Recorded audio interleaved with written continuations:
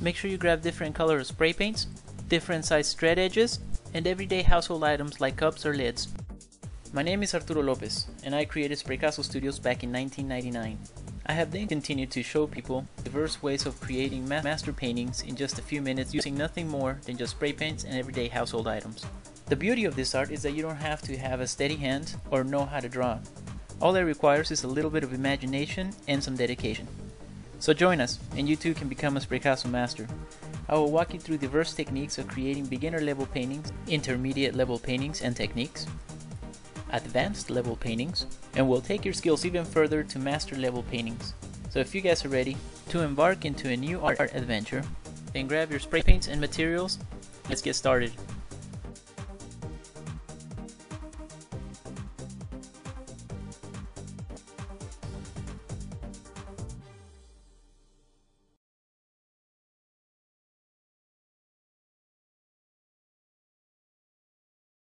Guys, so you guys are probably wondering when I'm gonna be using the Spraycasso funnel. Well, I'm not gonna be using the Spraycasso funnel on these beginner level paintings. I mean, you can, but I really want you to get down the basics of how this art evolved, how it became to be what it is now, using the basic techniques. You know, I've always noticed that when you get to a point that you are advanced enough, it's a little hard to go back to the basics because now you want to implement the more advanced techniques that you've learned. So I'm sure you guys have had this experience as I've had. If you guys have ever watched PBS and watched master painter Bob Ross. Bob Ross can make a painting in just a few minutes as well, and he can make it look so easy, and he has no problem, you know, creating these amazing landscapes in no time. And then yet when you try it, it's not the same. Well, it's not the same because he's got years of experience behind him. So when I try and do a tutorial, I don't want to go into that mode. I don't want to go into I want to make it look so easy, but yet when you try it, you can't do it.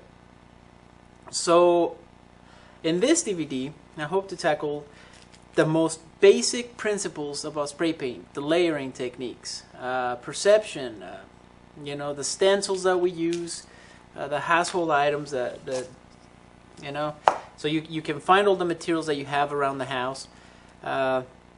So, you know, I've been asked that before. I've been asked, well, why don't you, you know, talk about how to create houses in your beginner level? Well, because it's not beginner, you know, it's not, and I really don't want to get into that point where I am trying to teach beginner level paintings using advanced techniques. So with that being said, I hope you guys are ready for this next tutorial. And what do you guys say we get started, huh? Alright, for this next tutorial, we can do several things. You know, there's always a theme to work on. There's always, in this case, I'm going to work on I live in the Southwest part of the United States, and in New Mexico, actually in Carlsbad, New Mexico. And so one of the things that we have around here a lot is a lot of desert plants, yuccas. In fact, that's the state plant. If you've never seen a yucca, well, let's paint one. Alright, I'm going to make this a colorful day scenery. Let's work on the yucca itself. That's it, right there. So you got to plan ahead what it is that you're going to be doing with this. Well, I want the stem. The yuccas have this long stem that comes out. At the bottom part of it, don't forget to shake your cans and do a little spray off. You don't have to do it every time, but I haven't, you know, shaken the can, so on the bottom part, it's got very pointy, spiky leaves. You know, part of the plant here at the bottom. So it'll look something like that. All right. Now you're saying, wait, that doesn't look like anything. Well, you know, not yet. But again, you have to keep in mind what it is that you want to draw. Visualize it. Okay. So I know that my plant's gonna go right here. Okay, well, what's going to be around it? Well, I want the sky behind it, and I want perhaps some more plants here on the bottom. So, you know, very well. Let's work on some plants. Desert terrain has a lot of oranges, a lot of yellows. Once in a while you'll come across with some pretty bright colors which usually stand out, which will be red and blue, like on plants, flowers. Alright, so far I have orange and yellow. This is going to be the ground behind my yucca. Green and black for the yucca. So this is a nice little technique that I call my wet on wet technique, which I came up with a few years back, because it used to be that if you wanted to do a yucca, you would put your colors down and then you'd kind of, you know, give the shape of a yucca using a spray castle tool or a razor blade. Well, you know, that kind of defeated the purpose of making it look realistic. So what I started doing is using neutral colors, which of course our neutral colors, guys, is white and black. You do a layer to hide the colors that you put underneath, right? And then what you do is you start working on the sky, on the back, on the bark parts of your painting. I said I was going to make this colorful, right? So let's start off with maybe some yellow.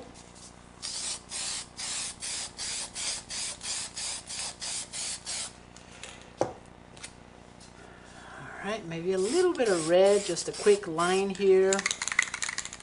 And then a little bit of red up here. Perhaps, perhaps some orange up here. Right? And a little bit of blue at the top. Now what we're going to do here is we're going to blend the blue into our sky colors here on the bottom.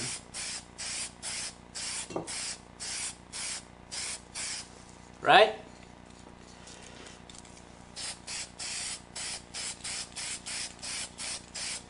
Just like that. Okay. Perhaps you can think about a sun. You guys remember how to do a sun? Very easy, huh? You guys can do it. No problem. Alright, so now, keeping in mind that the thing that I want to work on is the yucca, which is right here, and then the ground here on the bottom. Now the ground, I'm going to add a little bit of black. Again, it's a neutral color. The trick about neutral colors is that I wouldn't recommend you put more than 3 colors. So if you're going to use red, yellow, and green, don't put any more on top of that, because after that it becomes a mush, it becomes a plaster, something gray. So use 3 colors, right? Your red, green, and yellow, and then cover it with a neutral color, a thick coat of white, and then you can put 3 more colors on top of that. But maybe I'm getting ahead of myself a little bit here. Alright, so we have our ground colors here. And I am just gonna, you guys remember the texture technique, right? You just get a magazine sheet. I create a little bit of that texture.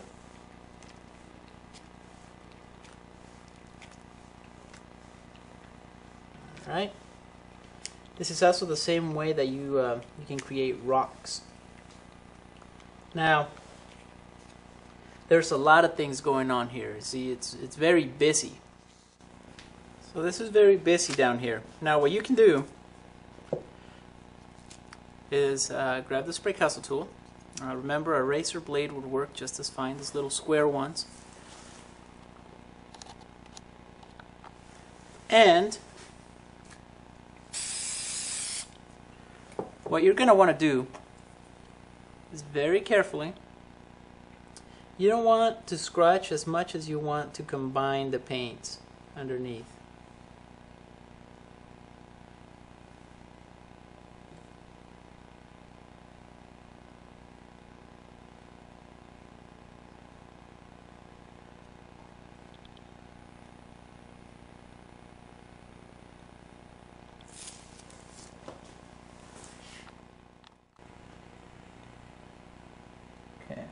And you just want those colors to mix really good.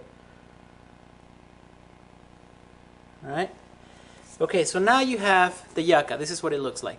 It's got this body part on the bottom, long stem, and it does have a little bit of seeds up here, and we'll do those later. So now you have the objective of the painting, right? You have a nice background scene, really busy ground, and the ground is important, and you can see how busy it is, but at the same time your imagination kicks in and you start seeing rocks, you know, little landslides that come down, rock right there, and it starts coming together. And so what I would recommend you do after that, you know, is just emphasize some of those things that you really see. Perhaps grab your Picasso tool here and, you know, make that rock stand out. Now this is a very beginner level technique where you actually scratch an edge of something. I don't really like to use it much. I will show you guys an alternative. Right? So you can obviously see how it's coming together, and if you want, you can add perception and depth to it. Add a little bit of black,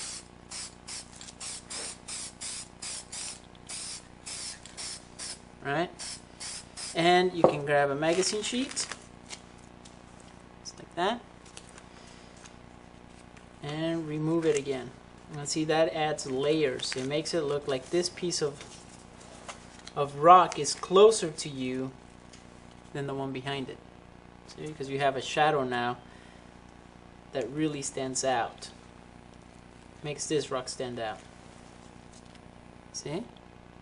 So that's one of the best ways to add depth and perception rather than to use the tool to scratch high lines, you know.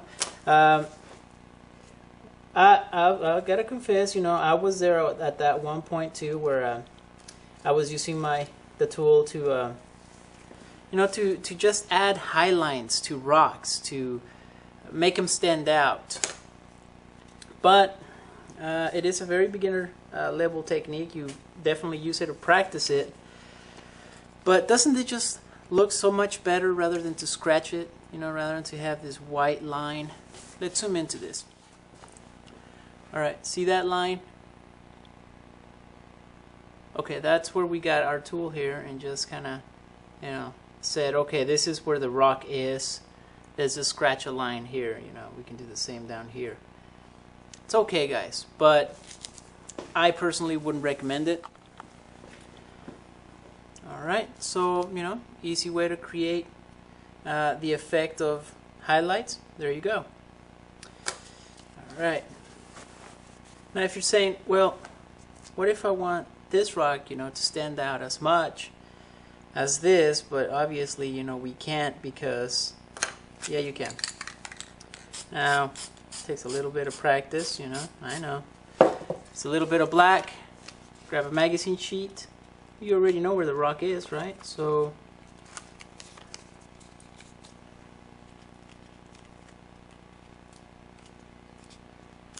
there you go. See how it stands out? Alright, now I know what you're saying. Oh, there's a big shadow back here. Don't worry about it. It'll be alright.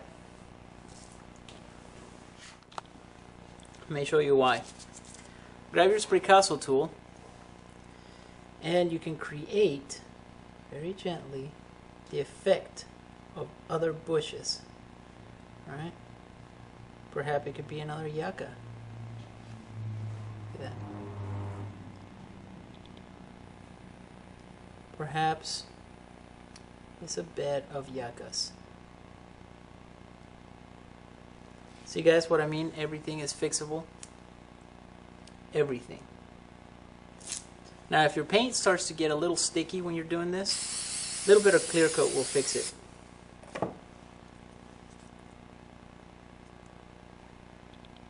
Another cool little thing is that you can create highlights using this Picasso tool by just smearing the colors, the paint. See that? See? It beats scratching, huh, folks? Don't get me wrong, scratching is an important part of the techniques, but I'm here to show you the better way of doing it. And your paintings will look much, much better. I guarantee it. Alright.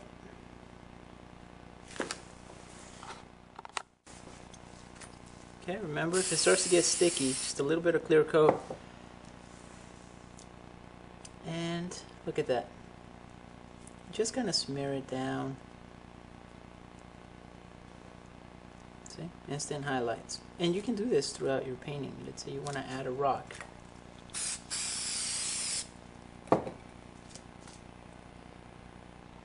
Right there.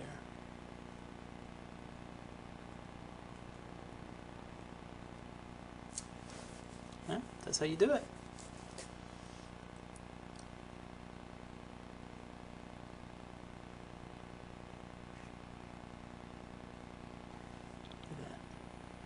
And so see, all I'm doing is I'm removing the top layer and just leaving the bright colors underneath. You don't want to scratch too hard because then you'll leave white lines, and remember, that's what we're trying to avoid.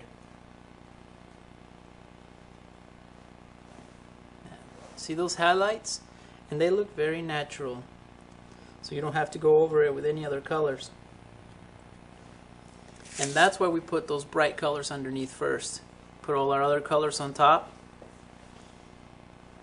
Okay, I think I want to add a few more yuccas here. Maybe we can have one right here. And see, this is where we had our green, and that's why that green is coming through.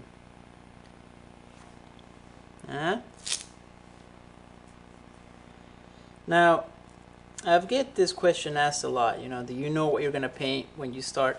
I have an idea of what I want to get done, but if you're asking me if I knew that that rock was going to be there, and that one, and it was going to look just like this, no, I had no clue. The painting starts coming out on its own. As you guys noticed, you know, we removed some of the texture, and that just happened to look like a rock. So you work with what you see, you know, you start working, emphasizing some highlights. In this case, you guys saw how that really did look like a rock, so we concentrated on that a little bit. Given, I did want to add this little division line here so I can show you guys how to create layers of rock. So if you have a terrain in the background, add a little bit of black in front of it, and then with the magazine sheet, remove it. And so now you have a terrain, shadow, and then another terrain, and that will give your painting depth and perception. Alright, so we're gonna get a little fancy here. I went out and I bought some sea sponge. You know, this is you can buy this at any arts and crafts stores. They use it a lot for texture on walls. It comes in very handy, and I will show you a technique that I use. Now, before I discovered the sea sponge, guys, I was using magazine sheets, and what I would do, or a newspaper. You know, I tell you never to use newspaper. Well, newspaper is the only one. It absorbs a lot of the paint, kind of like a sponge, right? So I used to just get a newspaper, crumble it up really good, make a nice little tip, crumble tip like this, and then I would use that instead of my sponge. But because I have been doing this for many, many years, I've discovered the sponge works actually much better, and I will show you real quick. So this is not quite newspaper, but it'll give us the same gist, right? See that?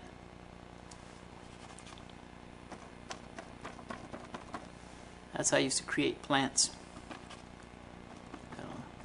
in the background. Alright, well, the sea sponge has got more texture to it. And look at that. You can go a little bit longer with it. Just create a small little tree there. Alright, so sea sponge, guys, if you really want to get into it, invest in some sea sponge. And you don't have to use big, massive chunks. You notice I just tore off a little piece.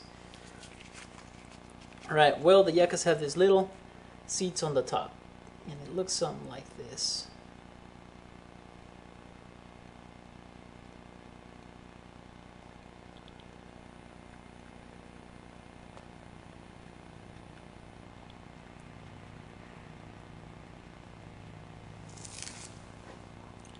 That's what they look like.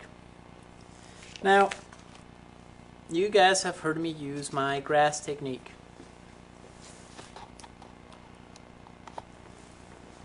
The grass technique is a little bit more intermediate than beginner, so I'm not going to get too much into it. But it does require for you to get a sea sponge. It just works a lot better, guys, believe me. So if you guys want to take a look and kind of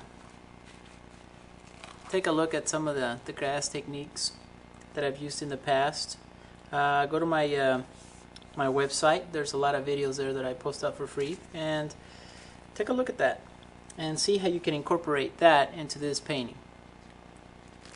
Alright folks, well, I hope you guys have enjoyed today's painting. Look at that. Look at that texture.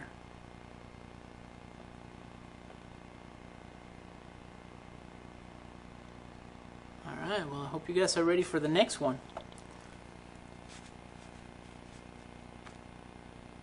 There you go, folks.